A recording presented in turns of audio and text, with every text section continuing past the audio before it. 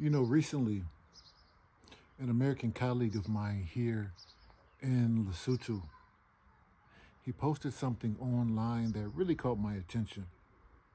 He wrote, and I paraphrase, but this is what he wrote.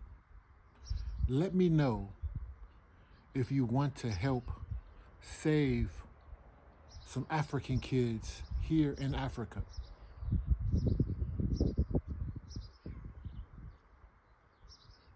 Let me read that again. This is an American guy living here in Lesotho. What he wrote was, let me know if you want to help save some African kids here in Africa. The first thing that came to mind was, save them from what? What did these African kids need to be saved from? And for context, his help me save them comment was captioned under a photo posted by another American friend residing in America, who posted a picture of this Danish woman. I believe it was 2016. She was giving some water to a clearly starving African child in Nigeria. That's a very popular photo. It went viral of this white woman giving this water to this child in Nigeria who was starving because he was being considered a witch or something like that in his village. This sparked a worldwide debate. Some saw that picture of this woman giving this baby water as like a symbolic of just human compassion and humanity, whereas others, well, obviously they appreciated the fact that water was being given to a child that actually needed water, but some suggested that this woman was sort of promoting this concept of a white savior narrative. And this is an idea that this white savior narrative is one that suggests that Africa really exists only as a place to be rescued by outsiders. Let me say that again. The white savior complex represents a narrative that suggests that Africa exists only as a place to be saved by outsiders, you know?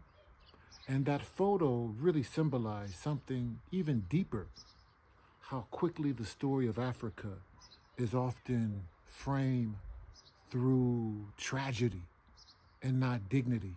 Hence, what prompted me to make this post, the concept by a colleague who said, help me save some African children. Yet the Africa that I know, the Africa that I've come to know for 16 and a half years, is not defined by pity or despair. It's defined by resilience, creativity, innovation, brilliance, by Africans who rise every day to find solutions from within. That doesn't suggest that Africa is not a continent that has challenges. We have many, many, many challenges here in Africa that the world knows about, that Africa knows about, that really the international community knows about the challenges in Africa. But the challenges in Africa will ultimately only be solved by what? The people in Africa, So that begs me to say again, save Africa, or save these African children from what? And this question really isn't born out of judgment, but of perspective. It reminds me about how distorted the global perspective about Africa is.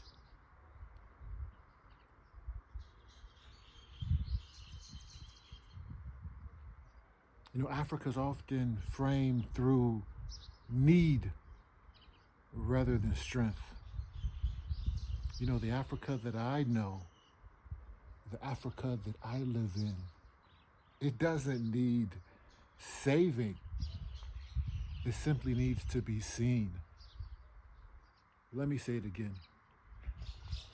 The Africa that I know, the Africa that I live in, it doesn't need saving. It simply needs to be seen. And living here has really deepened my conviction that true partnership, not pity, is the path forward. Africa, yes, we need partners. We need international partners. We need international investors. We need teamwork.